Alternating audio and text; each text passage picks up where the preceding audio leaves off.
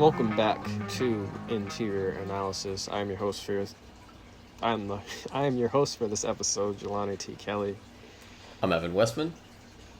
and welcome to Would You Rather. But before that, Evan, So some of you might notice David's not here.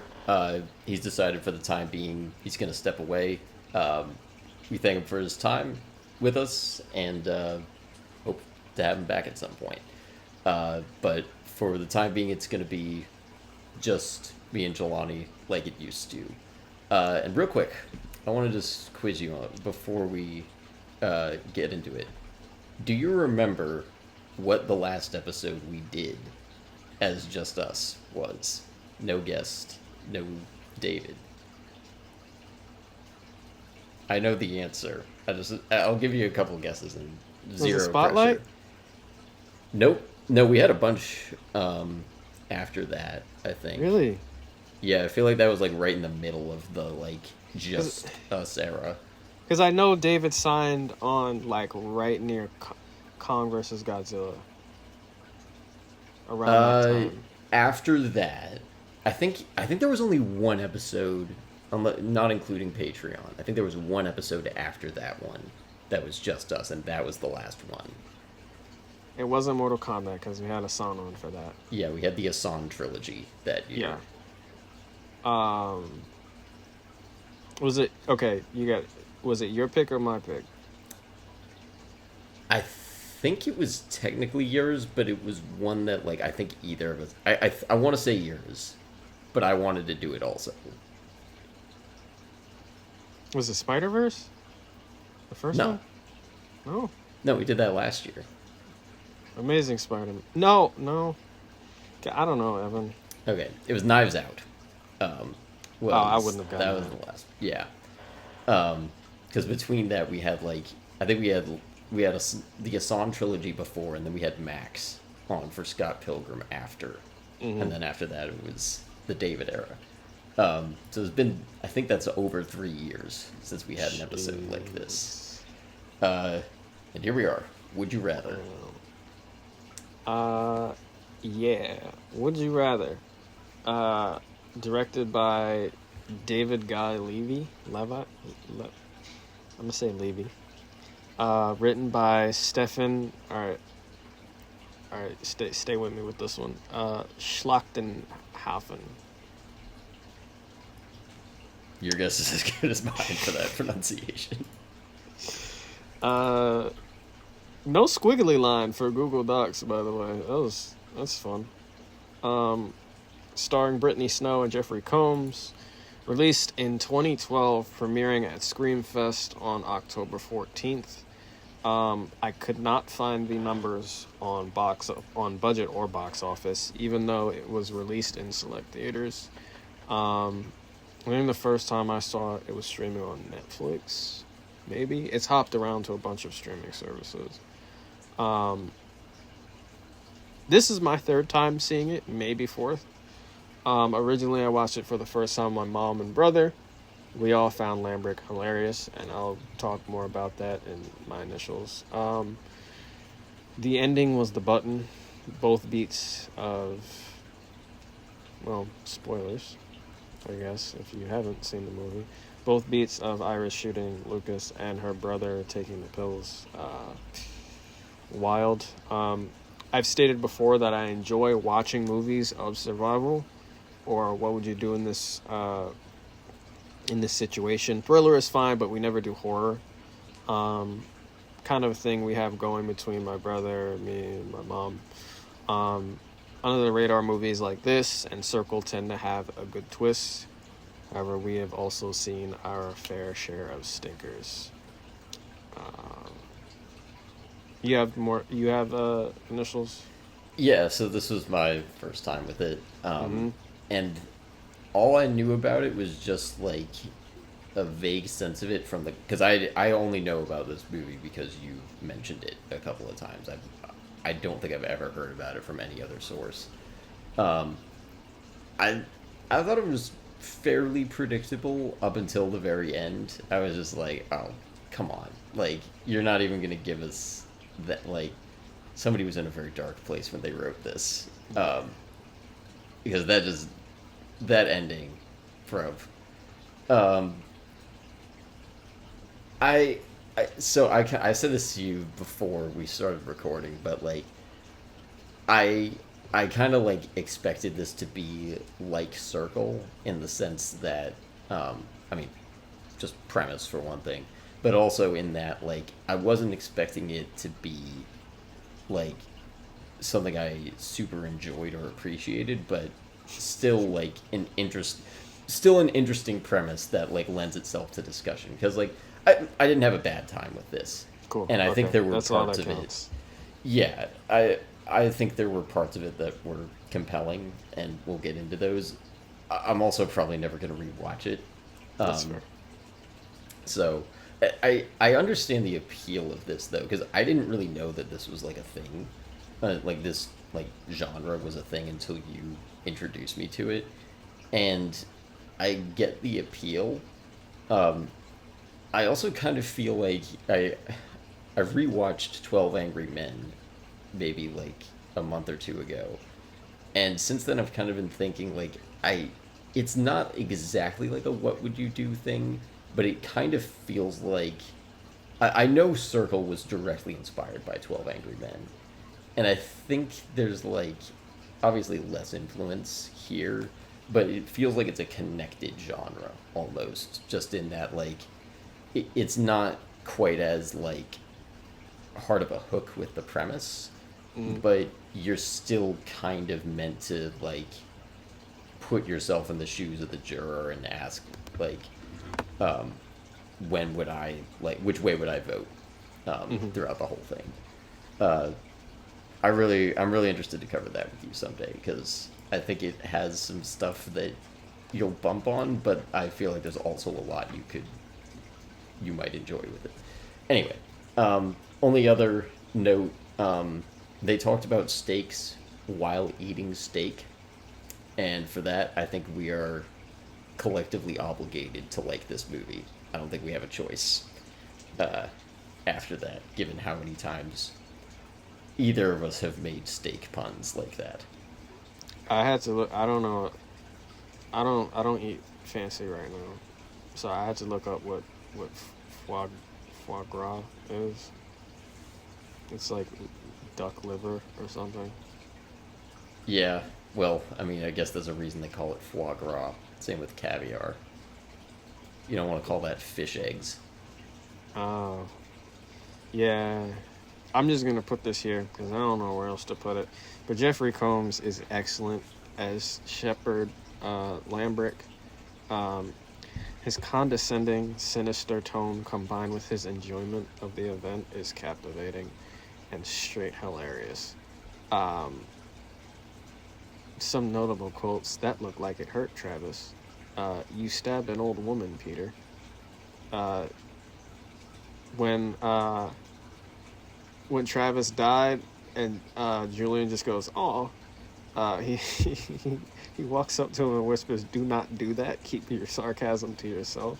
Like, Ro is still trying to be a father while he's making these people kill each other. I really did not need Julian in this movie. I felt like he had. I was going to get into that too. Yeah, I feel like he adds nothing. Decent performance by that actor, but the character does not need to be there. And then, of course, at the end, I believe a thank you is in order. It's just, what a way to send off that character. That is so funny. That one got me. I was just like, screw you. But also, like, in her shoes, it's just like, what are you going to do? Like, you got to say it. At that point, you might as well. He's just being such a dick. She just murdered somebody. Also, Lucas's actor, I think is Enver. Lucas is the last guy, right? The one that Ira shoots at the end. Okay, it's been a minute since I watched this, so I might have to refresh on some of the character names. He is great. That scene where he's denying slitting his eye, and the timer is going down. He's like, "I can't do it." Oh, that was the best thing I saw from out of that movie. That was great. Why did I pick this movie? Because I plan to do more, and it's another type of movie I enjoy aside from superhero or supernatural stuff. And the only one we did prior to this was Circle, so we were due for another one. And kind of the menu. I feel like the menu sort of falls under this. Yeah, a little bit, yeah. But that's like the best of them. Oh, easily. for sure. Easily. At least of the three that I've now seen. Yeah. It's like a... Yeah, I would count that, because it's like these movies where you're like going to a place or you're in a place and you got to figure out what's weird about it. I'd say it falls under that umbrella. Let's start with that. Evan's topic, designing protagonists for this kind of movie. Go ahead. Yeah, this was kind of a mini topic that I wanted to just cover because I'm not usually a fan of like super generic, like everyman type protagonists, but I think the way that they design Iris for this is pretty good. It's basic, but there's enough there that like I found it really interesting that like when she lies to her brother about where she's going, I was like, oh, I feel like I've seen enough from her now that I believe that choice. Like they kind of they did enough before that I bought it, which was just I don't know if I was like surprised that the movie was like that good, but it just it kind of struck me as like, oh, like good job.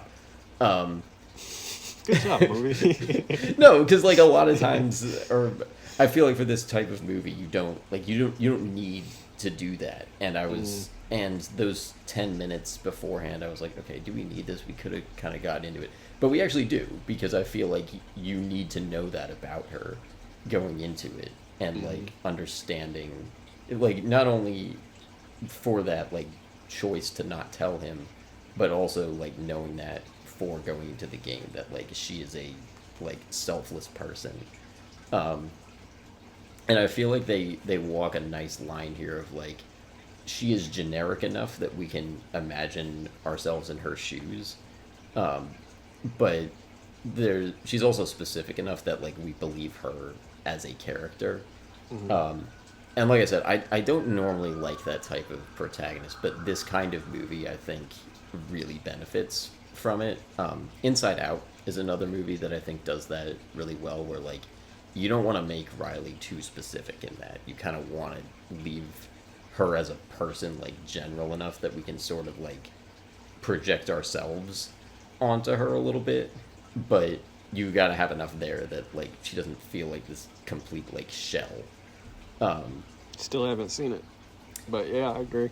Yeah, well, now the sequel's out. I haven't seen the sequel yet, but it's making a crazy amount of money right now. It's the highest grossing of the year. Yeah, like I wouldn't have bet on that crossing $1 billion, but I checked the numbers today. It looks like it's going to. Deadpool and Wolverine will do well too. Yeah, I don't think that's going to clear $1 billion though. Wow, Evan. What? Look, that doesn't make it good or bad. I just don't think it will. Do you? Because remember, there's only one R-rated movie that's cleared $1 billion, and I don't think it's drawing the same crowd as Joker. Granted, Deadpool and Logan both did really well, so maybe I'll be wrong. But put them together. See. Put them together. That's double the money, Evan. There's definitely a studio executive who's just like got 2 action figures and he's like, but if you stack them on top, whoa. So for Avengers, we'll add Doctor Strange's profits and Ant-Man's and Iron Man. It's gonna make $3 billion. $7 trillion. The dumbest studio executive. I mean, they're not entirely wrong, but like... Yeah, I mean, I don't think you're... You know, I'm gonna keep that to myself. Never mind. Okay, yeah, just the only other point really with this was just, yeah, like I think keeping her generic was good, but like her motivation was like strong enough that it's like, okay, yeah, I believe that she's gonna go through this whole night and not like tap out. But it's also general enough that you can basically just kind of put yourself in her shoes of like, if somebody I cared about was dying, would I do this? Like, it really just boils down to that. So that was, I think, smart design. And I think it's also good that, like, we don't know anyone else's reason for being there, but we can kind of, like, we can kind of assume what they are. Like, not specifically, but, like, we can assume that they're, like, strong reasons. Maybe not as sympathetic as hers, but, like, we get that, like, they're probably not going to leave either, whatever it is that's brought them there. Yeah, Lucas tried it too little too late at the end. He tried to give us his motivation. It's like, he also could have just been lying. Yeah, I was thinking that too. Like, we don't know because he's dead. So, I was thinking designing protagonists for this kind of movie in terms of the premise specifically. So, like, yeah, along the lines of what you were saying, make them want to stay or have to finish the game. Big stakes. I think they do a good job of giving. I'm looking at all my notes now. It's just ditto, bro. Like, I think they do a good job of giving what's needed between Iris and her brother Raleigh in the very beginning. Very easy to see why she's doing what she's doing. Only other note I had different from yours is just she tanked a rib stabbing. I had to. Like, it Yeah. seemed like inconvenient for a second, and then they just left it alone. Well, real quick, because I didn't bring this up in my notes, but it's I guess it's another point of like design for her. The thing at the very beginning of the game where it's like she's a vegetarian and they make her eat meat. Did that do anything for you? Like, I kind of get what it's doing there. It also, I don't know, just like that specifically felt like a weird introduction to the game. I was fine with it. I think it was an easy way to settle into the stakes of what we were getting into, like, without jumping straight to a quarter stick of dynamite taped to your hand. Yeah, I don't think it should have gone like 0 to 100 like that. But do you think, because I think it was immediately after that they put the choice to the guy who's like like ex-alcoholic. The recovering, yeah. Yeah, like that choice is presented to him, I think, like immediately after. So, do you feel like it has to be a choice for her since she's like our person in the situation? Like, could they have just jumped right to him? Or do you think that would lose something? Oh, you're saying, do you think it was needed at all? Yeah, like, did it have to be her, or could we, like, do we get just as much from if you, like, skip over her, like, breaking her vegetarian streak, basically, to, like, him, like, reverting back to drinking? I think it helps see that she's willing to test the limits. I think it adds a bit of build-up towards the peak at the end. She's willing to break her. I don't know how long she had been a vegetarian. She said since she was young or something. I think it's fine, and they don't drag on it for too long. It also shows very early how the host views them. He specifies it more with the alcoholic, saying you're essentially here begging for money, which is wild, but also very accurate. I think it's fine, though. Yeah. Okay. I see that. The only thing and it's not pointing to anything you just said. The only thing I don't love about that moment that I'm just remembering now is the whole thing was like, how much money would it take to like get you to break and eat this steak? Like, she could have just kept bargaining for more at that. Like, true. I feel like there was enough information there for her to just like, okay, because at that point we don't know what the mechanics of the game are going to be. Maybe it's all money based. So if the whole point is to like get out of there with the most cash, she should have just like kept going until like she found out what the limit was. I thought that anyway. Yeah. And it's not like that little 10,000 mattered because she was taken care of at the end anyway. So Right. Yeah. Like as an introduction, it makes sense. There's mechanically, it's a little bit iffy. I feel like. I thought the game, and we'll talk about it. We'll talk about how the game could have been improved because it definitely could have been improved. Let's talk about surviving the ordeal, and then because within delivering on your premise, we talk about how it could have been designed differently. So, surviving. This is a movie. This movie is more about survival than a social experiment like Circle. But as we've already stated, they kind of all fall under the same umbrella. How do the characters approach the game in parallel to how we might approach it? Maybe we could just, for this, we could just go back and forth between the tests, because I did it round by round like you. Round one, zapping. What are you doing, Evan? I mean, I'd like to think I would electrocute myself if given the choice rather than somebody else. Like, I don't know that I would do that if I'd already been zapped before it got to my turn. Maybe if it was bad, because I have no idea what that feels like, thankfully. It looked painful. It did look pretty painful. But they, like, at first I was like, oh, is this just gonna kill, like, 4 people right off the bat? And they all survived, so, like, at that point, like, if I could see that it was survivable, I might have tested it. In the moment, who knows? Does it depend on who you're next to? Like, who No. you're given the choice between? No. Like, say you could zap Amy or zap yourself. You're still going to zap yourself? Amy's I don't think for the people at that table, no. If somehow I had, like, enough information that, like, I had, like, a preconceived notion of that, or, like, had gotten a sense and for whatever reason, like, wouldn't have felt bad about it, there's a chance. I guess it would just depend on what kind of vibes I was getting. But any random person, I would at least feel pretty bad about it if I didn't zap myself. So yeah, that's my round one.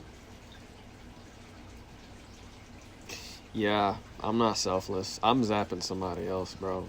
You see the way they were foaming at the mouth? I'm good off of that. I'm not here to make friends. I might not zap. I might not zap somebody else.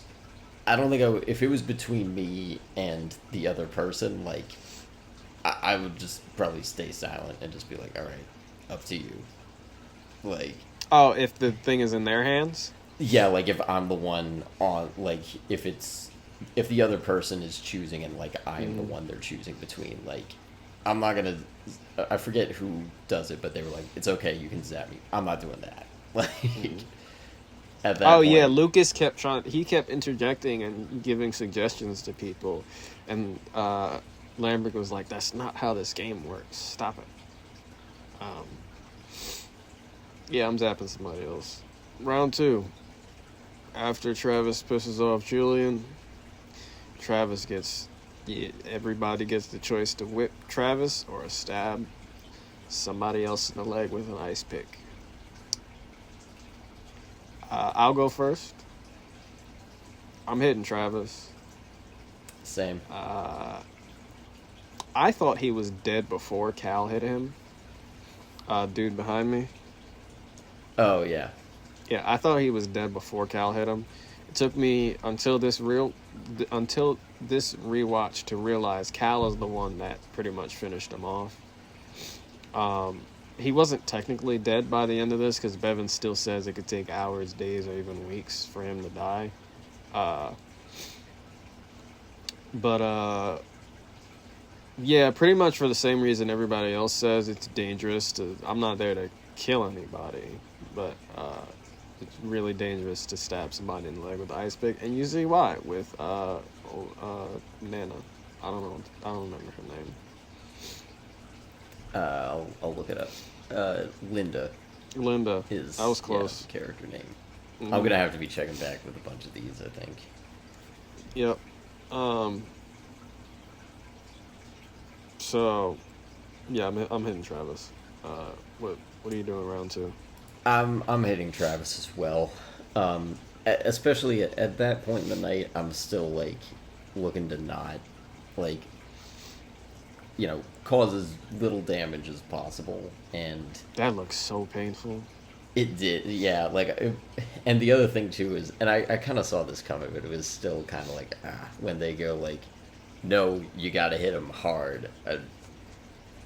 I feel like I would try to do it where it's like hard enough, but not like, as like minimum, but like who knows? And can they call that bluff? I guess I'd have to see. Or like, I don't know, could you hit him somewhere else that it might not be as bad? Or who knows? Did they say? I don't remember if they said it had to be in the back. I don't either. Because I feel like if you go for like the thigh or something, that wouldn't be. That's more dangerous. Maybe not the back of the.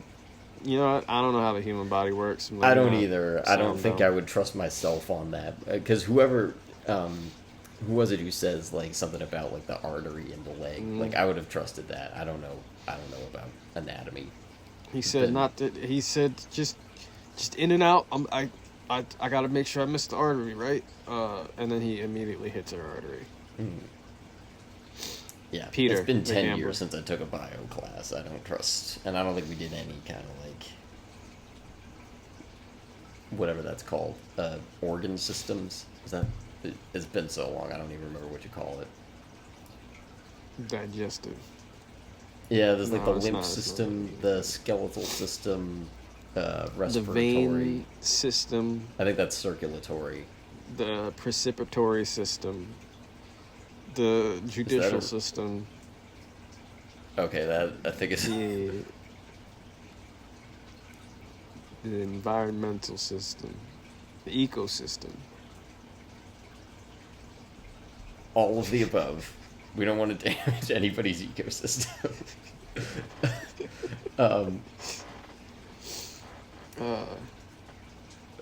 Okay, do we want to move to round 3? Yeah, round 3. Sorry, I blanked. Round 3. Which one was round 3? I think that's the like the barrel? cards, The right? decision? Yes. Okay, sorry. Because I have a note in between. Appealing to the Lambricks' humanity. I'm just talking about survival. We're doing round by round, but notes about survival in between. Appealing to the Lambricks' humanity is good in theory, but there are people out there like this, and worse, who feel nothing or maybe even pleasure from seeing others tortured like this, which is what they kind of did. So, like I said, good in theory, but if you don't get no response from them, from their soulless eyes, you're cooked. Right, like I feel like this is a situation where like if I knew what kind of movie I was in, that's different than how I might act like in real life if somehow I just ended up in a situation like this. Because anytime that's happening in the movie, I'm just like, okay, well, this isn't gonna work. Like, Yeah, so why don't are you waste your doing time. this? Please But at stop. the same time, like, that's a situation where I'm like, okay, like, I guess you kind of need... I always find it very tiring, but at the same time, it's like, okay, they don't know what genre they're living in right now. Right. So that's kind of a... Like, it's sort of a necessary evil. And I'll get into more of how I think they could have maybe avoided some of that in the next topic, but... yeah, like, it's worth a shot at that point. But yeah, same with them escaping. Like, Oh, yeah, gosh. there was Well, stuff. so that's a whole thing I get into. Round 3. This is the known and unknown round. Known, 2 minutes, face down. They said they put your head. It was like your face. There's a difference between dunking your whole head underwater and just your face. I put my face in water before. It's way easier to hold your breath than dunking your whole head or just your whole body in a body of water. 2 minutes. I'm taking the barrel. Give me the barrel. Especially after seeing if I'm going after Peter. Was he the one that gets his hand blown off? Yeah, if I'm going after Peter and he gets his hand blown off and then dies from a heart attack. Yeah, I'm taking the barrel, bro. Because whatever's in those cards cannot be good. Go ahead. Yeah, that's I'm taking the barrel too. Again, like you said, after the first round of cards, I'm like, okay, like 2 minutes. I know for myself, I can probably hold my breath for at least 1. 2, never done it before, but I think there's a chance I could. So like whatever is, maybe I'm passed out and like can't finish the game, but surviving that, I mean, I don't love my odds, but I like them better than whatever's in the cards. Because they did say at the beginning of that, they're like, oh, some of the cards are harmless, and then none of them turn out to be harmless. Because we find out what all... I thought it would have been interesting if we didn't learn what Iris's card was, because she chooses the barrel. I feel like that should be like folding in poker. Like the whole point is that you don't know what you were betting against.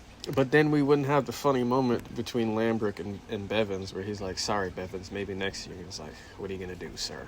I'm like, Yeah, which, you know, whatever. That joke is fine. But I feel like in context of the game...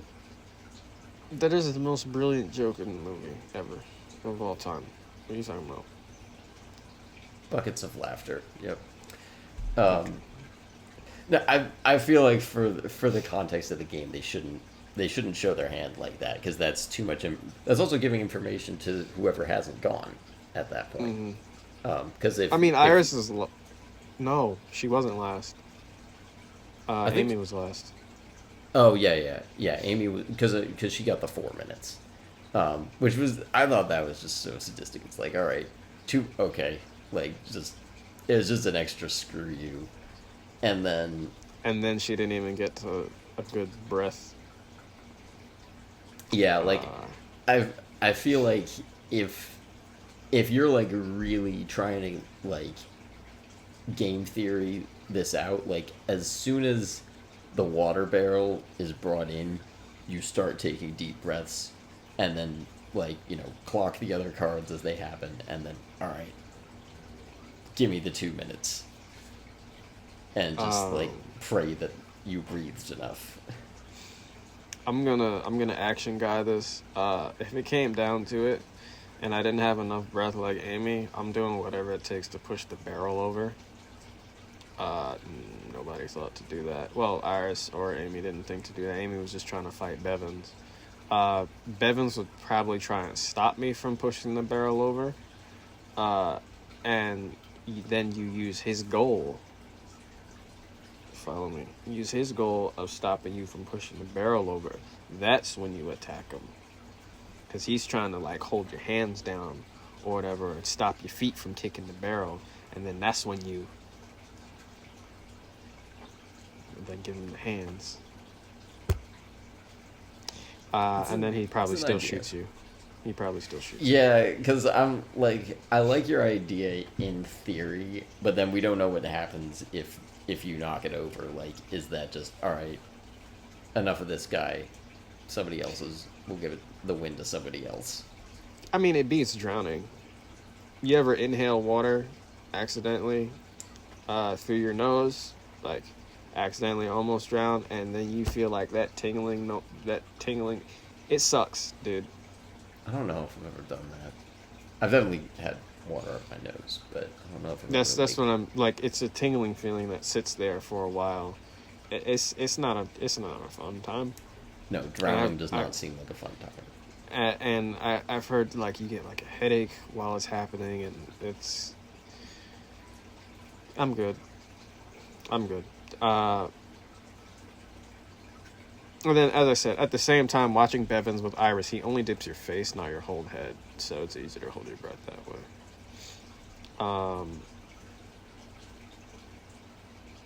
Final round. Yeah, as soon as the choice comes out, it's like, it's pretty obvious. If it's like the life of a random or the life of the person you're doing it for, it's like pretty easy call.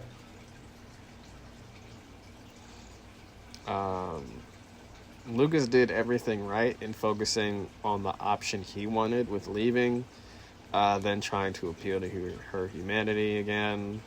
But he was cooked. There was nothing he could really do. It was all on her. And honestly, if I was forced to stay, out of the whole game, like once they give you the option to leave, and I somehow made the decision to stay, I tell them either shoot me and get it over with, or approach the game like Amy and be there to win. That's why I said I'd zap somebody other than myself. And then, of course, I had no quarrel with Iris shooting old boy at the end. So, remind me the exact, because like I said, it's been a little bit since I watched it.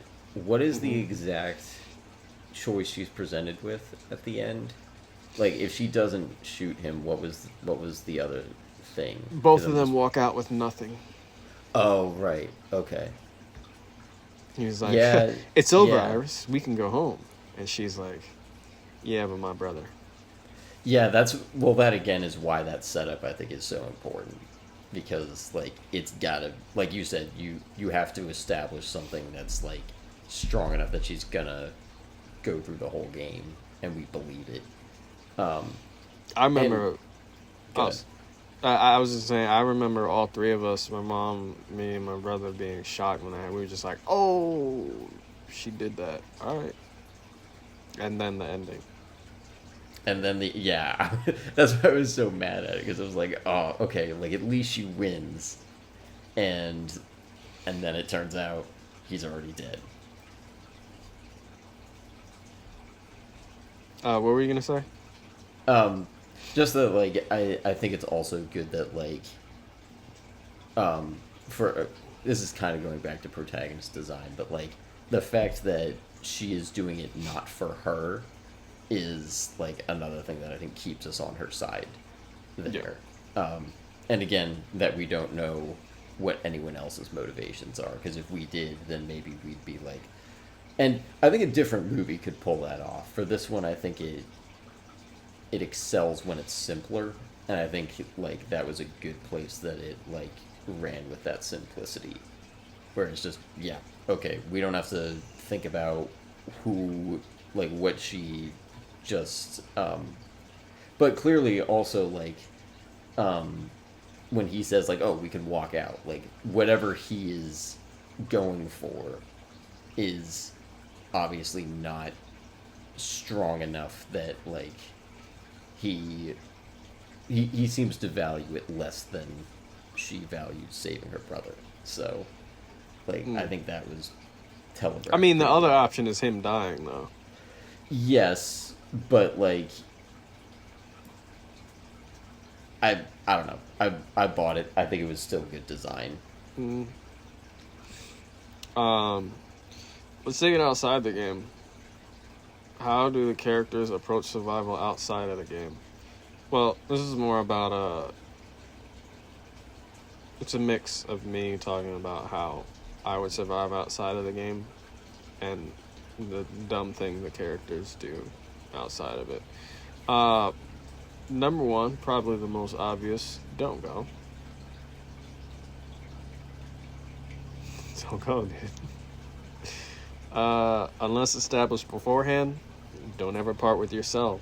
We've seen as I've said, my family and I have seen a bunch of these movies. Whenever they ask for your cell, you know something's up, bro. Oh, you mean your phone? Okay. Yeah. I thought you Sorry. meant like the like chair they put you in. No, sorry. Yeah, your phone. Don't. Nah, that's the immediate red flag. You're going to this place. Dude said it's not even their house. Okay, red flag one. They asked for your cell. Red flag. I'm gone. I'm gone, bro. That's if I decided to go. Don't ever part with your cell ever, even if established prior to, like, you're not going to have your cell phone there. We can't have any phones there. I do everything in my power to make sure it's legit and understand why they don't even want phones there. Bevins kind of glosses over it a bit, like, to play the game properly tonight, no phones. And I'm like, I don't want what you're selling. 3, leave when they offer. Leave when they offer. In survival thriller movies like this, the ensemble is almost always given the choice to leave before shit hits the fan. Once you see dude go off on whether or not you're worthy of the Lambrick money after he doesn't deny that he can help everyone there, that's a sign to walk out. Because you are valued less than. Very clearly through that speech he gave. Because remember, Cal, old dude behind me, he says, why have us play this game when you can help all of us? And he says, because I need to find out whether you're worthy, and what better way to test people's character than be under duress. Nope. No. Walk out. He also never explains exactly what elimination is. Up until the first, the dude, top right, behind me, the recovering alcoholic, up until he dies. And then that's another thing. They almost always have an early body to show the cast that it's real. Like, I made a note of that when they killed him. I was like, oh, yep, here's the obligatory "we are serious" moment. Yep.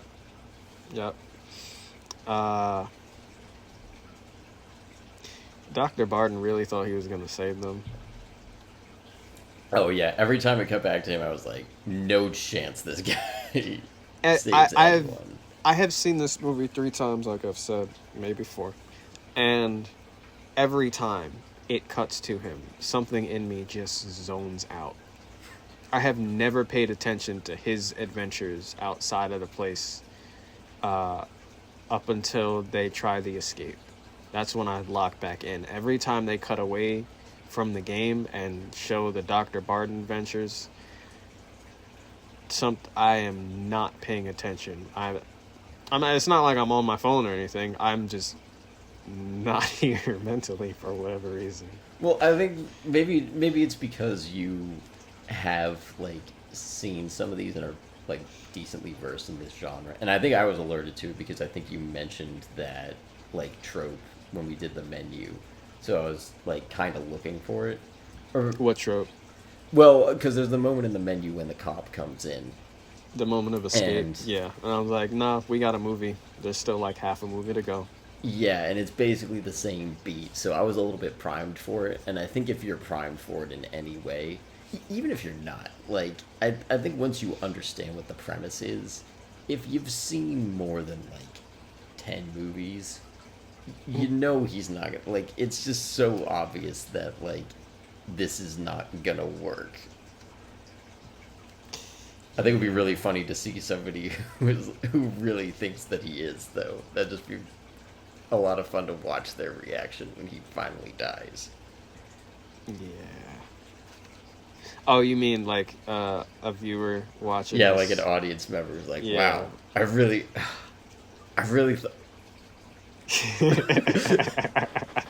just like guy who falls for every single reversal. Huh. Yeah. So both of their moms' names are wow. Really, really got me. Why'd you remind me of that? I'm wearing a Superman shirt now too. You didn't have to do that to me. What a twist. didn't see that one coming. I kind of do want a friend like that. That just, oh, they writing with this one. No, they're not. Well, that can I've had that with like because sometimes I'll show stuff to my much younger sister, and like at this point she's like old enough and media literate enough that she can like kind of predict stuff, but sometimes like I guess this wasn't I actually there's a moment I don't want to talk about in a different movie because it's one that I know you haven't seen and I want to cover. But like it's a situation where like it looks I can't really explain it without going into specifics, but like watching stuff with the young kids, you can sometimes get that. I feel like that's the closest to that experience. It'd just be funny if it was like a full-grown adult who just every time it gets them. Honestly, it was up until I want to say till I got to college where I didn't start predicting things. Maybe even when I switched to screenwriting in college, I was just along for the ride with every movie. Like I didn't start seeing patterns until they started being revealed to me. So Yeah, I was like, that guy for a while. I feel like I'm not very good at predicting stuff, and if I am, it's usually because like it's a kids movie or it's something that like I'm like if I'm even at the point where I'm guessing, that probably means I'm not into it and like I don't trust the creator to like do a good job. Like when I like going into I've talked about this before, like with Knives Out, there was like a point in the middle of that movie where I was like, I have no idea and I love it. So a lot of times if I can go into something like with some degree of trust in the creator, then like I'm just hoping, like I'm not trying to predict because I'm hoping they're gonna give me a good, like some good twists that I'm not gonna predict. But if it's to the point, and again, like with kids movies, I sometimes I'm like, okay, I see where this is going because they keep it simpler for stuff like that. For other stuff, I don't know. I feel like I'm kind of bad at it, and I also don't try because I feel like that's less fun. Oh yeah. I do that with lines though sometimes. Just specific lines where I'm just like, too little. Oh, he's gonna say too late. Too late. I had that. I think it was last night. I'm halfway through Mortal Engines. I don't remember what the line was, but I predicted it exactly. And I was like, guess they didn't bring their A game. I heard an As You Know. I heard an As You Know in this movie, and it was when Lambrick was talking to Julian. Their like intro scene together. And it's just like, as you know, that's not how this game is played. I was like, no, you said the thing. It's so bad, and like there's some stuff like that, like exposition things, where like I can excuse some like trophy exposition things because you gotta get, as you know, is you can excuse racism. I can excuse animal cruelty. I'm sorry. Yeah. No, that's such a great meme, though. I see that. I see that all over the place because it's so, like you can cut out one and make it work for anything. Oh yeah. No, is like, as you know, I think basically I can't think of a single case where that works. It's so bad. You just don't get it, do you? Shut up. Just shut up. But sometimes, like, I feel like you shouldn't say it like that. But, like, even... I had this... I don't know why I was thinking about this earlier today, but last year I went to Mission Impossible 7, almost back-to-back nights. But the second time I went with, you met them, Matthew and Anakin, who are both writers. And... there's a scene pretty early in that movie that's some really dense exposition, and I remember like every like 30 seconds or so some line would just make Anakin go just like I could just feel him reacting to it. I didn't think it was that bad, but it was just really fun because it was. There's a couple of like, just so what you're telling me is like, or are you saying that like, and those work sometimes. Sometimes it depends on the actor and delivery and the situation. Like it's rare for me, bro, because all of the lines we just mentioned lead to just exposition dumps. As you know, that's not how this game. You just don't get it, do you? The aliens are coming to this planet and they're gonna blow it up. Shut your ass up. I feel like I don't remember what class. I think there was a class where some teacher showed us a supercut of "You just don't get it, do yous." It was Greenberg. Screenwriting one. Okay, that's where I got it. Yeah. It was such a long. Yeah. It was like a 10-minute supercut. I don't even know if we got through the whole thing. It's so many. Yep. It's in so many movies.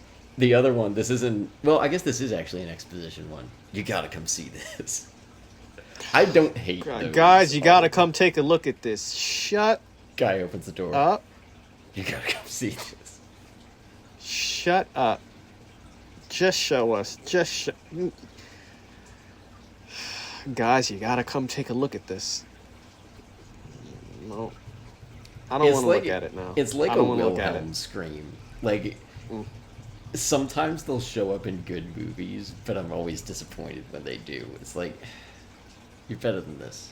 Like, the rest of why? The rest of this is better. You had, but, like, even if it's almost excusable, even if it's, like, an almost, like, it's a line that's doing the same thing, but it's not the line. It's not, you just don't get it, do you? Anything adjacent is, ugh. Yeah.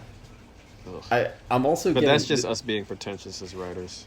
I don't think it's just. I mean, I can't believe I'm about to almost compliment them, but CinemaSins, I think one of the few good things that they've done is make some stuff like that very obvious to the point of like, all right, let's actually be better about this, guys. I feel like that's one of the few types of things that they ding that is actually worth. What about narration? Dinging. How do you feel about that? Depends on the situation. Sometimes I think it's incredibly unnecessary, and like in Transformers.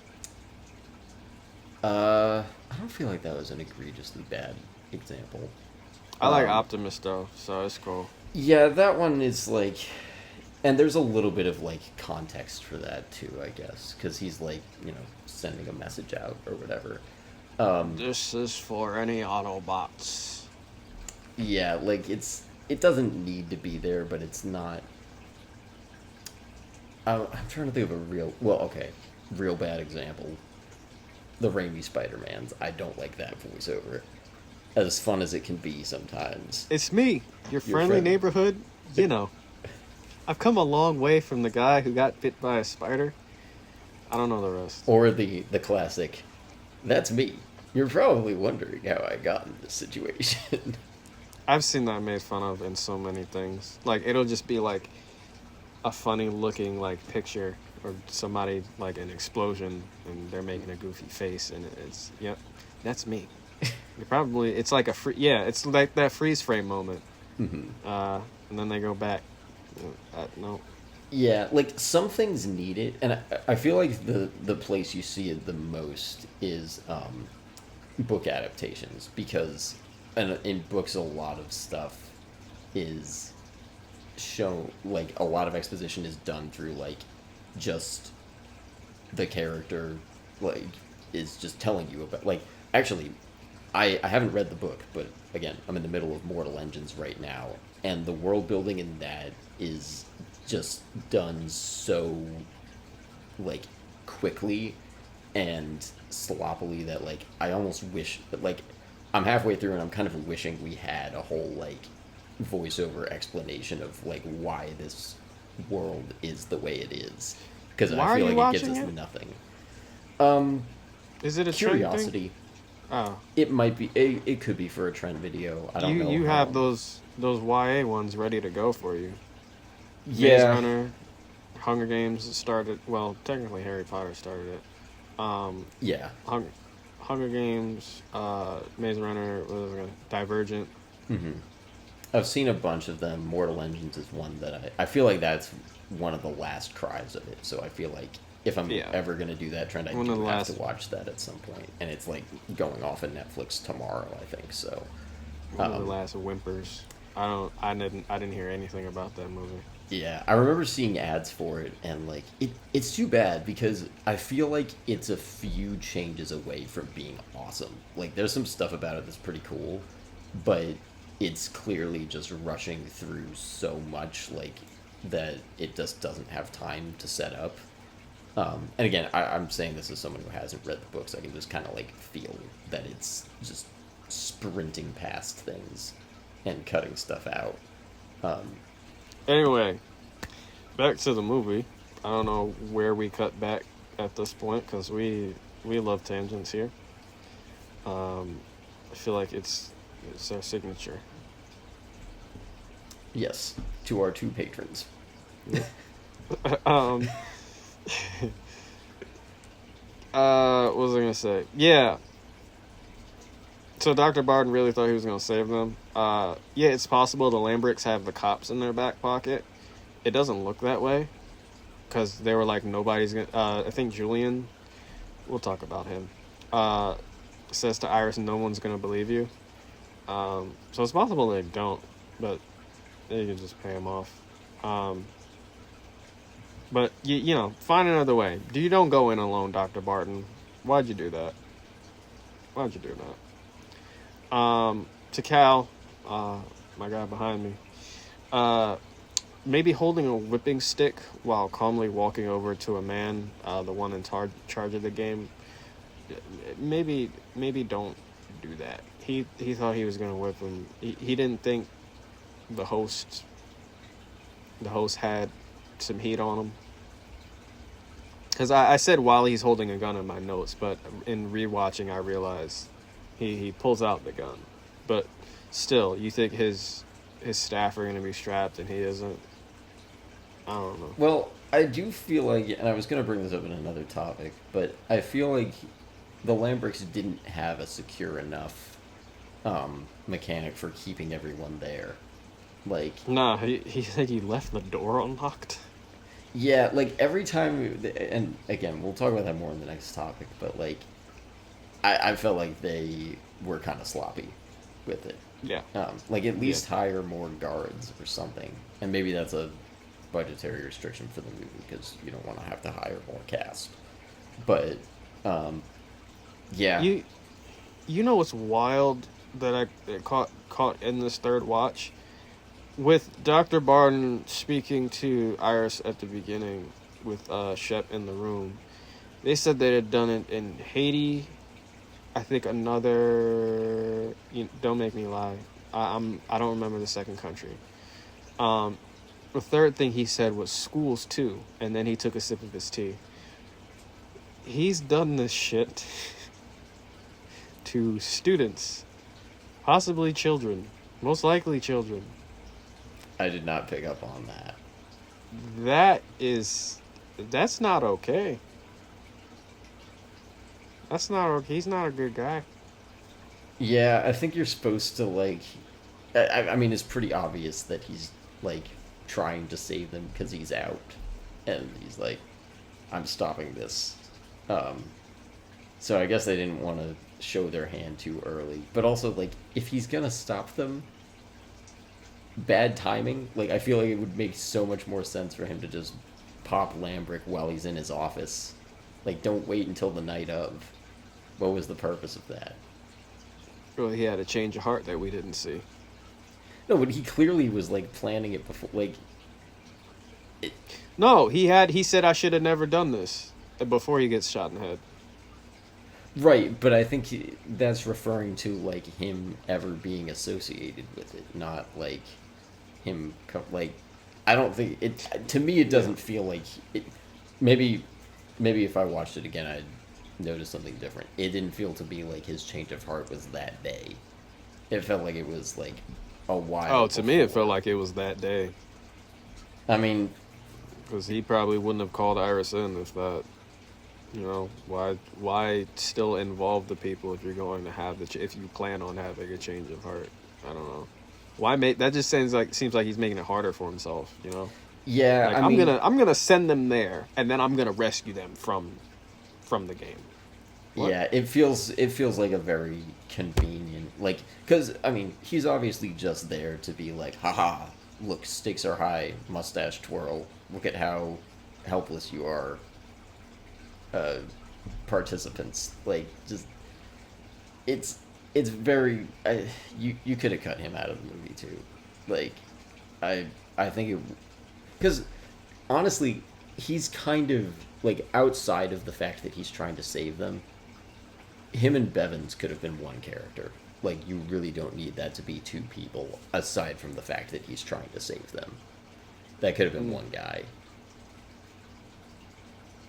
Or one of the other dudes. One of the other nameless Yeah, guys. if you had, like, a, you know, dual henchman, like a Timon and Pumbaa, or a Pintel and Brigetti type. I don't think that would have been good for this movie, but that's another route they could have taken. You would have had to pay more people. We don't know the budget. I read somewhere. I mean you it's wouldn't just have a to theory. pay more people if you cut out the doctor, though. Oh yeah, that's true. Because that's the You're same right. amount. I don't think that would have been better. I just don't feel like literally all he's there to do is fail at saving them, which I think is a useless beat anyway. So, That's you know, funny. good on that actor. You know, he makes that's like the best thing that came out of his character being in this, is that dude got Getting paid. shot? No, that he got paid for the role. Like, aside from that, like, I feel like there's nothing good that character adds. No, I forgot.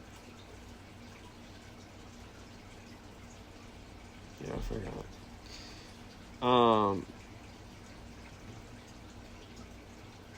Okay. How else would I approach the game outside of the game? Don't anger anyone. I mean, zapping somebody else is probably the way to do that, but they don't, like, target Amy after she zaps. She's at Cal or Linda? I forget. It's best to remain as neutral as possible, but Travis got too emotionally invested with someone he didn't know at the table, and obviously paid the price for it. When he tried to step in for Iris, stand up for Iris, and Julian was like, "Name, pig!" Also, the last rule of surviving the game outside of it, don't mess with Bevins. Plain and simple. Bevins is a walking tank. I don't got nothing for Bevins. Yeah, I mean, my only other points with that were pretty much what you said. Like, don't get on anyone's bad side. Probably, if you're aiming to win, don't empathize. Like, I think it was good that they had Amy be the, like, super pragmatic person who was just playing to win. So we kind of had that perspective. Because she probably, up until the, like, known and unknown choice, was pretty much making all the right moves in terms of trying to win. So, I think she's pretty much, like, the model for that in this movie. I remember what I was gonna say, by the way. I read a theory that this movie spent most of its budget on the cast. Yeah, they've got some names here. I mean, Brittany Snow was, I think, I don't know, I guess Pitch Perfect wouldn't have been out yet, but she was in that. And then Jeffrey Combs was the Reanimator. Old horror movie. Okay, I don't know that. Old series of horror movies. John... what's his name? John Hurd, I think. Hurd. I know he's the dad in Home Alone. Dad in Home Alone, I yep. think he's in some other stuff too, but I can't remember. I feel like I've seen him in stuff though. And Julian, he was the Penguin in the Gotham show. Yeah, I think I saw he's in other stuff too. So like you have some like B-list actors. I don't I mean this hadn't come out yet, but I recognized Cal from a movie that came out much later that I did a little bit of marketing work on called Jiu-Jitsu. He was maybe the best part of that movie, which isn't saying a ton, but he gave a decent performance for what it was. Okay. Uh, I don't recognize anybody else. Um, Oh, Logan Miller's been in stuff. The younger brother, but I don't think he was like a name at all yet at that point. I know he's in Love, Simon. That's the only thing I know him from. But he's been in other things. I know that name. Or am I thinking of a different Logan? Yeah, I was wondering that too because I feel like I've seen his name more places than that. But maybe I'm confusing him with like Logan Lerman. Maybe. But I feel like maybe it's a couple people I'm confusing. But you have like, you know, this obviously Escape Room. He was in Escape Room. Okay. That's another movie like this. Yeah. That's Well, what I I'm feel saying. like Escape Room the movie has like I've never been surprised that it's a thing. It always has kind of confused me because I feel like escape rooms as a thing are basically just modeled off of movies like this. Like it's meant to give you that experience in a fun or like a Saw movie. Like that feels like their inspiration. Yeah. So like it feels like a snake eating its own tail to make an escape room movie. Yes, that's like a that's like a book based off of a movie that was based off of a video game. Well, that's The Witcher. Or maybe not exactly that, because The Nope, Witcher I think you're is doing a it backwards. video game based on The a book book. was it's based on a book. It's a TV show based on a video game based on a book. Yes, that is the right order of words for that.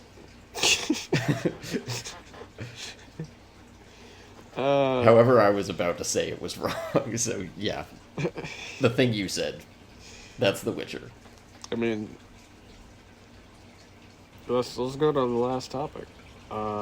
Delivering on your premise, Evan. Would you like to begin your topic? Yeah.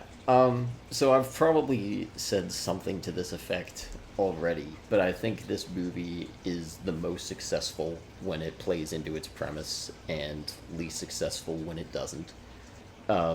Anytime they're trying to escape, I pretty much check out. I think it's way less interesting. Like I said, everything with like the doctor coming to save them, get it out of there. I don't need it. I don't need him there. Julian, get him out of there. He's pointless.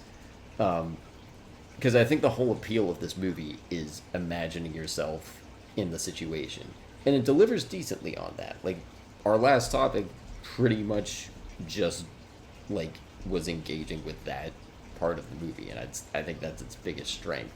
So part of it is just like I don't think this is necessarily true for every movie, but for something like this where like the whole appeal is your premise, like don't even bother with the other stuff. Like I think Circle this stuck to it. yes, and I think this would have benefited a lot from having like a constraint like Circle has where it's like, okay, like someone's dying every what was it, 90 seconds? 2 minutes. 2 minutes? Okay. Yeah, somebody's dying every 2 minutes, and there's 50 people, so there's our constraint. Don't walk out of the circle. If you don't vote, it's a random, like, real simple mechanic. I think this would have been better with something like that. You remember in Circle that one? You probably not, but there was that one lady. They said, "All right, let's try to introduce ourselves or something." And that one lady spent the whole 2 minutes talking about herself and her dog, and they said, and they were just looked at her, and she was looking around at the room, and they just said, "Sorry," and then voted Yeah, her I off. remember that part. They were like, "All right, no more introductions." Yeah, I still think the funniest thing about that movie is early on when they're like, all right, so everyone like 70 or older, we're going to vote you out. And then none of the Yep. old people say anything. They're just like, All right. Cool. I guess that's it, guys. That's such a difficult movie to try and survive, man. Yeah. Like That's with one winner out of like 100 people or something. 50. I think it was 50.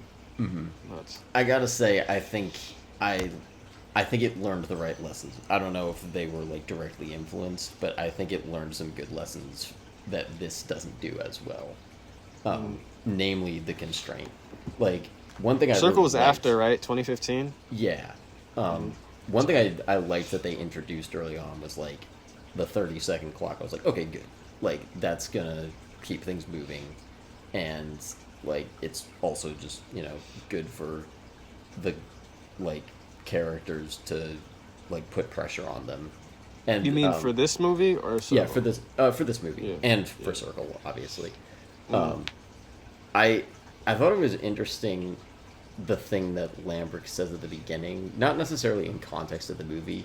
I just found it interesting because that thing he says about like people show themselves when they're put in high pressure situations.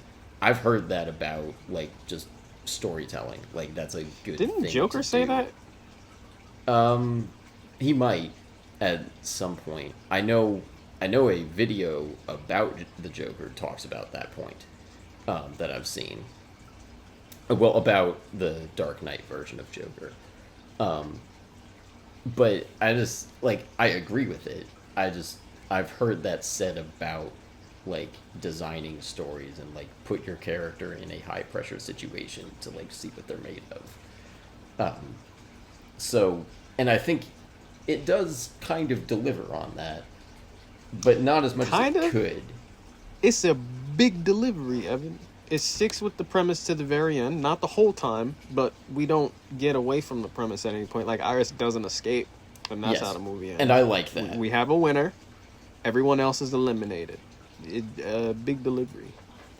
I do like that. Could have been delivered better though. I think it could have been delivered better. I like it.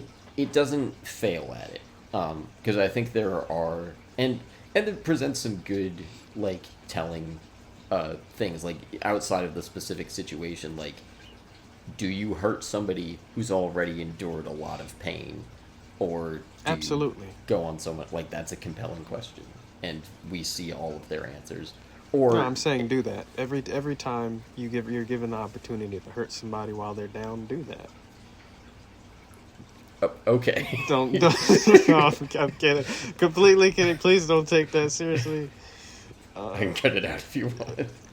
Maybe. Yeah, probably. I don't know. You're gonna get so canceled. I said a lot of wild shit this episode. Yeah, this is gonna be so much shorter. Yeah, So cut canceled. that. But I think it does deliver on like especially at like I think all of the choices they're presented with, like I think something I want to get into later in this topic is like should they have had different choices? I think the choices they have, they're not bad. Like they're compelling to some degree. Especially like when they introduced the like known and unknown, I was like, oh, that's an interesting thing to throw in. Because that is like, I mean, again, I think the guy talks about like game theory, like that's just a, do you go with It's the just known? a theory, a game theory. Yeah, but Thanks that's for still watching. like an interesting place to take this premise in. You didn't get that reference. It's fine. I don't think I did. There's a YouTube channel called The Game Theorists, and they end the video that way every time. Oh, But okay. I hope somebody listening got that. they won't. It's fine. We might have some. There might be a slight crossover of the two Venn diagrams between us and that channel. Oh, internet's a big weird place. Yeah. Yeah. I go ahead. I don't understand. I want to just give a couple of notes in here. That's some of my notes on the topic too. If that's Yeah. Go ahead. yeah. As I said, big delivery. Not big and better delivery, just big. Don't understand. I already said constant cutaways of Dr. Barton, maybe to alleviate the tension. I don't think it was necessary though, because I think, oddly enough, I think Lambrick was there to alleviate the tension. Because I was laughing at nearly everything bro said. Also, didn't realize Barton had scars to show he'd survived before. Like, he doesn't say he's done the game, but it's implied at the beginning. And then when he's driving in the car, you see this. I'm wondering why they're focusing on this side of his face. You see, you see scars from before. And I was like, I didn't notice that before. I mean, cool, but he doesn't do anything.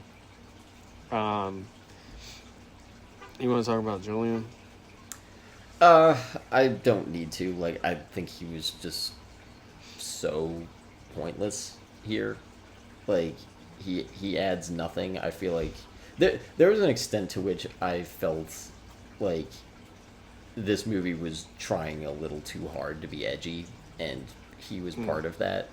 Like, there's an extent to which I was fine with it. Like, yeah, if you're gonna make the most intense game of Would You Rather ever, sure, have a dude slash his eye. I didn't watch that part. I hated it, but I feel like it works in context. Did you look away? I looked away at that part. The camera cuts away. Oh, well, I didn't know. The camera, like, shifts so you don't see it. Probably to hide the budget. Yeah. Because you see his eye makeup after. Well, I didn't want to find out if it did. That was gnarly. You're gonna hate this new season of The Boys. Oh yeah, I've been hearing rumblings, but I have not watched any yet. There's something I know with I'm the gonna eye have in to there. soon. Yeah, you are. Yeah, I think you know what. I have seen this. I feel like it taps into the same thing. Have you seen Hot Fuzz?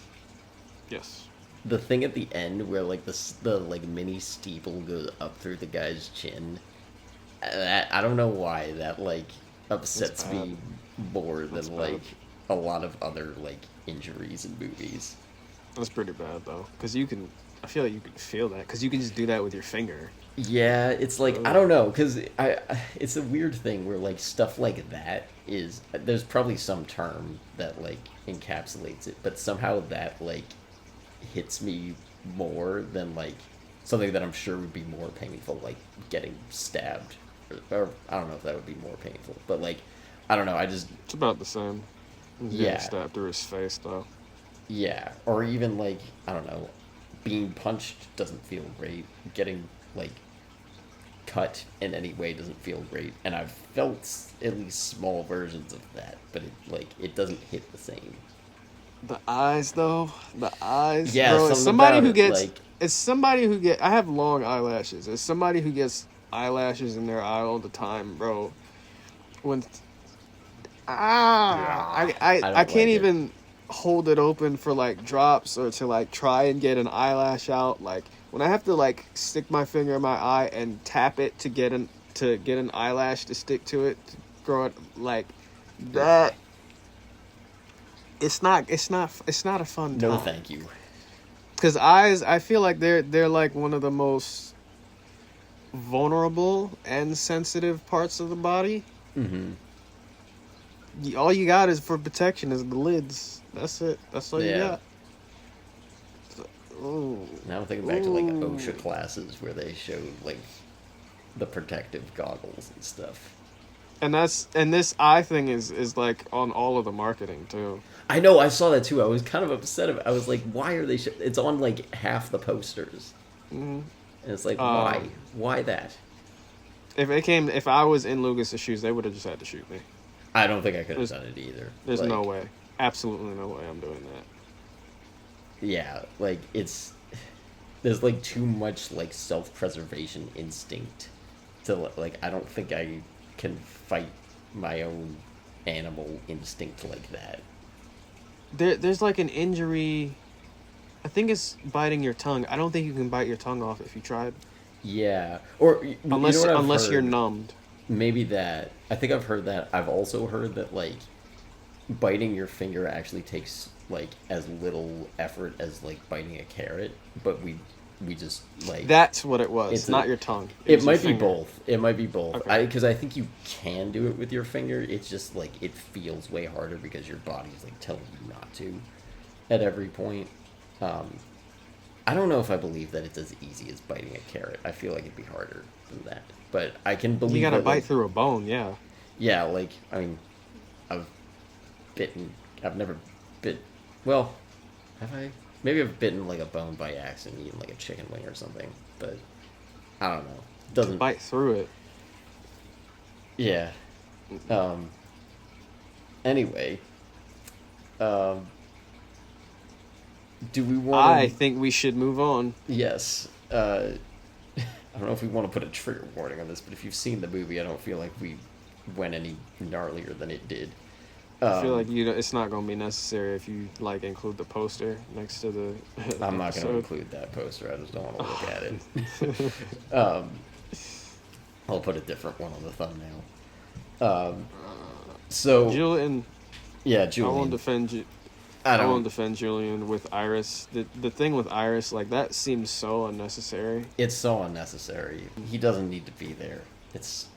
We already knew they were bad people. I don't understand how his thing with guests or players in the past, how that serviced the plot at all. Like you said, my best guess would also be just like to add to edginess, like a. And for no reason. Like, Yeah. it's like it's edgy it's kinda, enough. It's tasteless, I think. It's very tasteless. And I mean, coming off of like the topic that we did for last, like talk about like purposeful edginess. It's not. It's not that it shouldn't be there. It shouldn't be there here. Like Yeah. it just because again, I feel like he is really the only place where that is true. Like the rest of it is at least in keeping with the premise, and like it's it's really like gnarly to watch, but it all kind of belongs there, and it's sort of what you sign up. I feel like you know what you're signing up for, Right. with it, and it's That, like yeah. it's exploring what this movie's here to do. He's just like somebody just wanted this to be edgier, and I feel like that's a very bad way to do it. Also, the film's technically not rated, so there's that too. But Yeah, it's probably because it didn't get enough distribution. oof. You have a note. I don't know if you mentioned the note about escaping already. I think I might have. Just like, I think just eliminate that as a possibility early on. Like, the other movies we've talked about with this, like, Circle gets rid of that question right away. The Menu, you kind of talked It's halfway through, but what's halfway through? you got the cop. That's their route of escape. Oh, in the Menu? Yeah, Mhm. like, well, you kind of talked about it when we covered that, like, they could have done more in that movie, but it's like exploring a different kind of theme, and I feel like, yeah, you could do more with them trying to escape, but I really appreciate that it doesn't, because I find that very boring, especially by comparison to what else that movie was doing. There's a fine line you have to ride with these types of movies where you have to include some semblance of realism in the reactions of the people, because if they're not reacting, they're just like, they woke up in this strange place and they're just like, all right, well, guess I gotta find out what I gotta do. Like, you gotta spend some sort of time like, what the hell am I doing here? But then there's, like I said, there's a fine line where it just gets to be too much. Like, all right, you're trying to escape every 15 seconds. Can you please stop? Can we continue the movie? Yeah, that's why I said, like, I think if you can, like, just get rid of that possibility as soon as possible, like, Circle did it best. Circle does it very well. And I wish this had, like, just locked them into their chairs or locked them in a separate room or something to, like, just, or if it's like an escape room where, like, you know, in the context of that game, like, you don't escape unless you do all the puzzles or whatever. Like, if they hold control to these people getting out of the room and there's no guards to, like, stop them from doing anything, I feel like that would have... I would have preferred that a lot. Have you seen it? Have I seen what? escape room yet? No, I've just done a couple of escape rooms. That'll be the next one we do with these. Okay. Sorry. I don't know if that's a good or bad thing. We'll see. But We'll see. I mean, have you watched it? yeah. Oh, yeah, I think I've you said you seen had. both. Oh, right, there's a second one. I forgot about that. Yeah, but there's also a different version of the second one. I don't know. It's weird. Like a director's cut? I don't know what it is. I watched a YouTube video on how to survive Escape Room 2, and the dude was including things that were not in the movie that I watched. It was like, okay, most of this video is right, but you're talking about stuff I didn't see in the movie I watched. So is it like Clue, but they do it with like more than the ending, where it's like... I have no idea. Because that sounds like it could... It sounds like a thing they tried out on, I think it was Netflix, where they were like, you can like choose which way. It was almost like Bandersnatch. It was that. And then my family showed me a few months ago. There's like a Bear Grylls show where you like pick which. I didn't really care for it, but they like did the same thing where it's like, do you go down the riskier thing or take the safe path or whatever? And they like they've shot both versions. I feel like it's TV for people who've never played a video game. But that's beside the point. I'm not going to even say anything about it. I don't know, I didn't really care for it as a concept. But yeah, I think you're right. Going back to what you were saying, like, I think you're right that it is a fine line. Because you have to have something to, like, just show that these are, like, people reacting the way somebody would.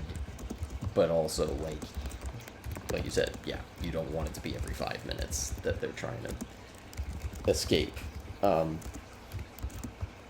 So I especially because this movie is really just like, I feel like it's a more basic version than Circle or the Menu, because like there's no real like other theme that it's exploring, because Circle's kind of going into like, how do we as a society like treat different people based on like whatever factors. This isn't doing anything like that. So every time it's not doing its premise, I like it's completely useless. Even in the Menu, like, I feel like there's a little bit of stuff that's happening in those like escape attempts. Like there's the whole scene where they send the people off to run away, and that's like part of the game. Yeah. So yeah, I think it's very useless here. I agree. The escape gave us nothing as the audience, and it didn't really lead into anything in the film aside from the scene with Julian, which he can just be cut out. So, let's get into the subtopic within this topic. I guess. I don't know. How? Wait, unless you had other notes. No.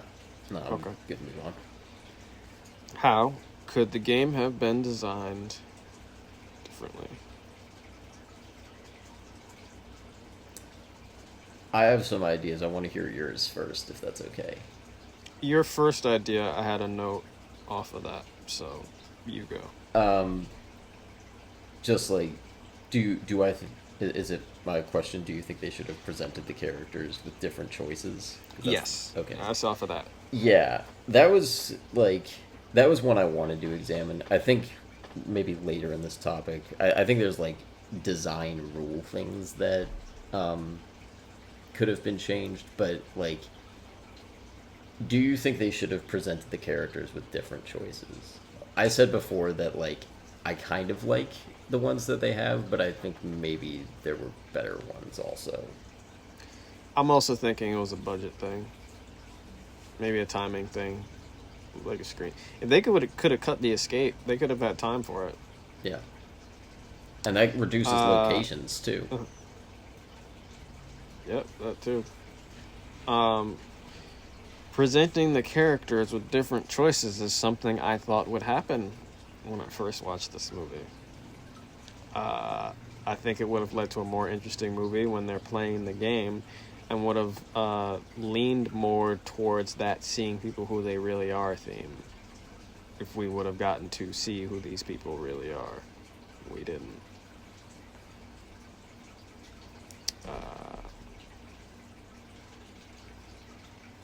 That's what I had on that. Yeah, that was kind of my thought. Well, did you have more there? Go ahead. Yeah. I think we did like kind of learn stuff about them through their choices, but I think the element that kind of takes away from that is the fact that it's a game where they're playing to like beat each other. Like I said, I think for the premise, it's good that they had a character like Amy, who is just like trying to like cutthroat win and like take out as many people as she can whenever. Do y'all get it now? Look around you. Yeah, she said that at least twice in this movie. Yeah, like that. Well, she I think is like it's almost a hard sell that she's the only one playing like that. I can kind of understand why they didn't want two characters, because that might have felt redundant to have two people approaching it that way. But I feel like that does kind of detract, because we don't really learn anything about her through her choices aside from that she's there to win. That's pretty much all that she boils down to. And then we have that like haphazardly thrown in line where Lambert is like, how long did it take for your husband to drown your daughter? Which we don't need. Like, again, I don't think it hurts that it's there, but like, does I that guess that was anything? to give a reason. I think it was to give a reason as to why she was like not ready for the barrel. But it's like 4 minutes. I don't think it matters at that point. It doesn't. Like, I don't hate that it's there, but it's the same. Like, it doesn't really add anything. Like the 4 minute, like, oh, Iris points out she didn't even get a chance to breathe, and then Lambert holds his finger up, and it's just like, we knew they like we have 5 bodies at this point. We know these people are evil. Mm-hmm. I don't think we need that. Yeah, it's just kind of it doesn't need to be there. I think I don't know exactly what choices like specifically I would present them with. I think you could still have it be like super high stakes and death themed, but I was wondering if like maybe you present them with just like stakes that or decisions that don't affect other players at all, or maybe save that and like don't have like everything. at the beginning. At the beginning, they had that. And I thought the game was going to be like that a lot. I did too, and I'm glad it wasn't, because I feel like that was a little unsustainable for what they were going for. But like, this is kind of like what I had in my head with it. Like, just let's say it's the participants are all like locked in a room, and like we get the like escape, like that is eliminated real early somehow. And then the choices they're presented with, like, they still have a timer, and if they don't make a choice in 30 seconds, they either, like, don't win, like, they're out, or they die. And they just have to make very difficult decisions. Like, maybe, I was thinking, what if they have, like, 2 prisoners of some kind? Maybe it's like people who are actually put in jail, or just like 2 randoms that are just in the Lambrick's control for some reason, and you have to like choose which of them to kill. Like, that's just one person's choice, and you get like a little bit of information, 30 seconds, shoot one of them, or like hit a button and kill them.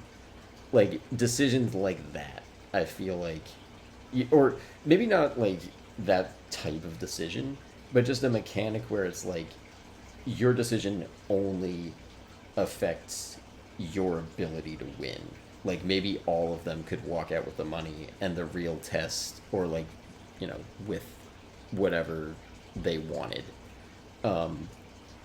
and the only test is like, are you going, like, what choice are you going to make here, or are you going to tap out before the end? So they have like And I think probably for the psychology of like the people running the game, they shouldn't know how many choices they have left, but it's just like, all right, once you get to the end, you win, but you have to like make all these choices.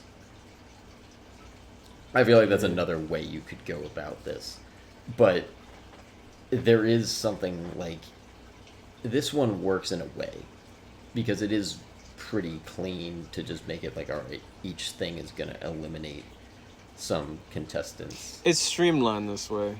Yeah. Like, you can see how they get to the end. Yeah, I kind of get it from like a writing and production standpoint.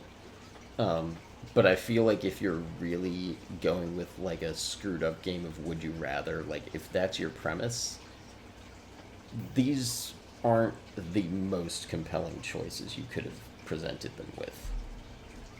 The And eye some slit of was it- the worst one. What was it? The eye slit was the worst one. Yeah, and I think you could still do stuff where it's like hurt somebody else or hurt yourself, like, and maybe because he says at the beginning it's supposed to be two unpleasant things, and that's how like when you play Would You Rather type of games, like it's not supposed Truth to. or dare. Yeah, or I was on a set a few weeks ago where we just had a lot of time to sit around, and we ended up like doing a couple of just Would You Rather games with like just all the PAs because we just had like 3 hours to wait for stuff, and yeah, I mean you don't want it to be an easy choice. It's supposed to be like two kind of comparable things, and the answer should tell you something. Like that's kind of like when you're playing that game in a zero stake situation, the best Would You Rather questions are ones that are, there's not a clear choice, hopefully, and like it kind of tells you something about the person based on what they answer. And I don't know that these were the best choices. Like, again, some of them that are in the actual movie work, but actually, I could even say all of them do.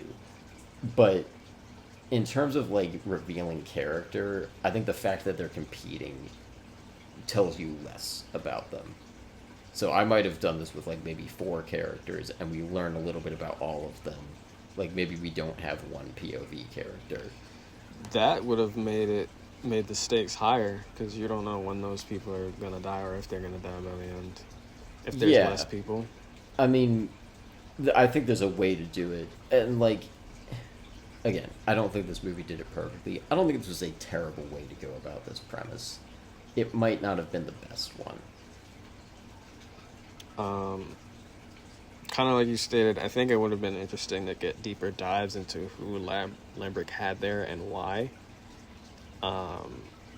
Like you said, maybe cut it down the number of characters. At the beginning, it looks like they're going to do that route with Iris being vegetarian and the recovering alcoholic guy. Okay, we have 2 aspects of these characters we didn't know before, and they're willing to compromise that. Okay, that shows a bit of character or what their price is when it comes to going against something they've been for years, or been that's been with them for years, or part of them. I don't know. You know what I'm saying? Yeah.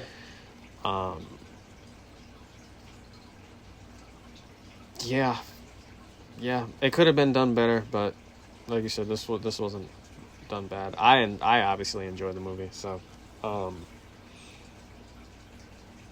Yeah, I think, and I enjoyed it well enough, but again, like, I'm not going to rewatch this, and I think a better version of this movie could be one that I might be, like, it might have something to gain on rewatch outside of just some of the details. I think there is a movie mentioned. like this. I think there is a movie like this out there. I forget the name of it. It's another survival movie. I don't know the name. Maybe is it Nerve? I think Nerve is one of them. Oh, is that one where it's almost like a truth or dare that's like I remember seeing trailers for that. They have to do like crazy things. There was that guy who had to hide under or lay under the subway tracks or something, and he still dies or something crazy. Like think Nerve is one of them. Okay. Then there's another where it's like 3 players, I think, and two of them are like husband and wife, and it becomes dramatic from there because it's like I think it's a love triangle thing or something. But there are other versions of this out there, and maybe I should add Nerve to the list. I haven't seen Nerve yet, though. I haven't either. I mean, again, it's not exactly a what would you do movie, but 12 Angry Men, again, I think, and granted, like, that's a super high standard to hold this to, because it's, like, some lists literally call that the best movie ever. And I don't think it's undeserving of that. But, like, that is a movie that takes a little bit of a, like, put yourself in this situation type of deal, and is very rewatchable. I was also thinking, kind of going off of what you were saying, I don't know how nobody has tried making, and this will make this episode explicit, but how has nobody done this with a fuck, marry, kill premise? That movie sells itself. Like, What do you mean? I mean, you just put somebody in a situation where they have 3 people in front of them, and they gotta commit. Oh. Fuck, marry, kill. And, like, over the 90 minutes or whatever, like, by the end, they have to make their decision. And the whole movie is just, like, they learn about each person, and they all have reasons to fuck, Oh, so you're marry, saying or it's just kill. the one group the whole time? Yep.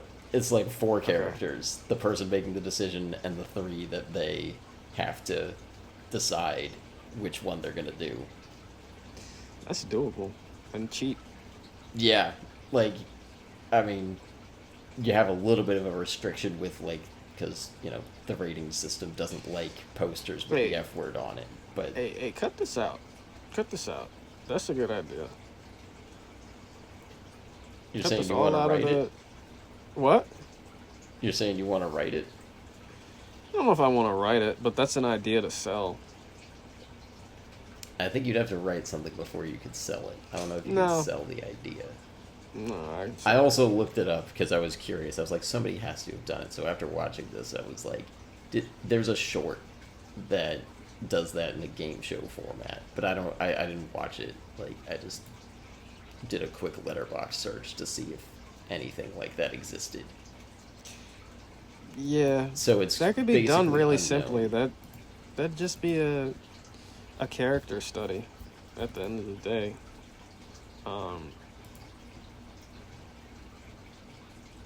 I mean, Because I can't imagine it'd be too deep outside of the game, like why they're there or anything like that. It's just they're in a blank ass room. There's a bed in there. well, I don't think I don't think you have to even put anything in the room. You just have to, like, give a time limit, put 4 people in there. Like, Some people watching, like, make a decision. yeah. And then you've got to commit to it at the end. Why are you doing this? You know somebody's got to have to say that at some point.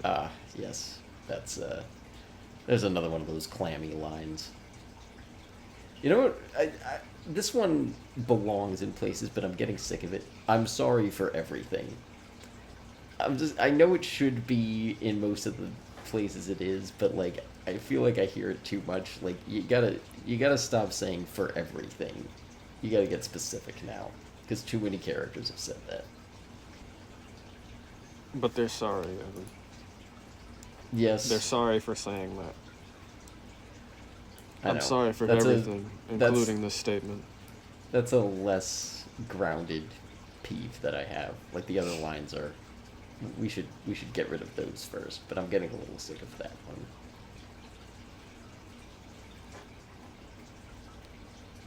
I feel like, Alright. just to finish out, like, this topic, we kind of talked about this with Circle, like, is a movie the best way to, like, explore this premise? Because I know, like, people have Would You Rather games in real life, which is, like, the whole reason this was able to sell itself. But, like, could this work? Like, I literally had a Would You Rather board game. I don't really remember how the board game aspect of it worked, but like, I think I remember that. yeah, I don't remember that the board game part of it like was especially necessary. We just would like sometimes cycle through each card Just one get by yep. one. Mm-hmm. But I don't know, because like we talked about with Circle, like what if you just did that in like a Psych 101 class and gave everyone Oof, like that would be so fun. yeah, Except like when is you that got even... eliminated and then you can't even say anything. Oh, that's like playing werewolf. Yeah, I feel like there's a more because again to compare to the menu, I think the menu like earns its identity as a movie. Like that's not a thing. The what it's exploring you couldn't do in like a game situation. Like it is making a statement about like art, and I don't think this is. Like I think what this is exploring, you don't need it to be a movie to explore it. I think it was inevitable. Yes. I don't want to fault them for making it. I just wonder if it's the best way to explore Probably this not. premise. No, but it. They made a movie about the Battleship board game. Like, if it started off as a board game, there's tons of movies about like chess, and they made a movie about emojis. Evan, what? Which This they was- shouldn't have done, to be No. clear. Like, No. we all knew it was going to be bad, and it No. was. But no, it was bound to be made at some point. So, a movie being the best format for it, no, but they were going to make a movie. I guess that's fair. And again, like, Truth or Dare, Truth or Dare. That's a movie. Yep. they made that. Yeah. Have you seen that one? I haven't. I just remember it. No, I've seen existing. videos on it. It I got pretty think bad ratings, I want to say. Most of them do. I feel like there's a couple of movies in that circle where it's like a bunch of them blend together, like Truth or Dare, Smile, and there's like one other I think. Is There, Smile where it's like a social experiment so- game movie? no, but like there was like 3 movies released around the same time, I believe, that all had like some creepy looking smiling mofo as their like poster. And Is it Smile maybe and the Truth or Black Dare Phone? were Because I get Smile and the Black Phone confused, because I feel like they were within like a Black month of Phone each is other. Ethan Hawke with a mask. Not Yeah. I don't think it was that. But some Truth or Dare and Smile, I get those confused because both of them have somebody just creepily smiling out of nowhere. Truth or Dare is the one with the CGI smile though. Smile is the one where they're just giving a creepy ass smile and it's about like trauma. But Truth or Dare, it's like a demon haunting the game or something, and they get like this wide ass creepy CGI smile, and they blend together. But as Thanos said, this movie was inevitable. Well, he didn't say that. You know what I mean. In Endgame, he says, Mr. Stark, the 2012 direct-to-streaming movie, Would You Rather, is like me. Inevitable. And then Iron Man says, I am Truth or Dare. Truth or Dare.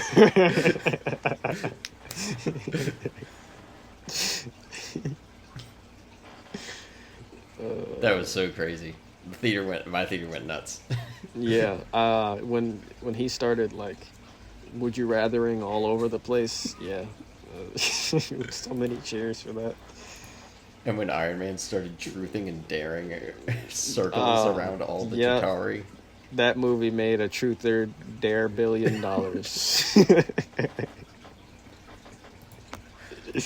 The legacy of Morbius. Oh man, they were It really made saying him- what Madam Web was gonna make $1 billion. It's gonna make a Madam $1 billion. don't know where we cut back to us now, but welcome back to the end of the video. Evan, any more notes? No. Nope. I think this went as I expected, basically. Like, I'm never going to rewatch this movie, but I think it made for a good episode. Would you rather we watch this movie or rewatch Texas Chainsaw Massacre? Oh, this movie. That's very easy. Yeah. Both unpleasant, though. Well, okay. This one's not No, unpleasant. this one, like, it wasn't a bad time. Would you rather shock yourself or stab me in the thigh with an ice pick? That feels a little loaded. I think I'd better say shock myself. That feels... You're damn right. I won't ask for that to be reciprocated. Would you rather? I should have come up with a good would you rather. I know. I'm wishing I had come up with some before this. I didn't even think of that.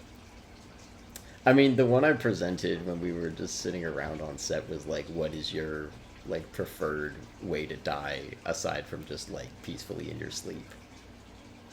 No. Because mine is death by Kraken.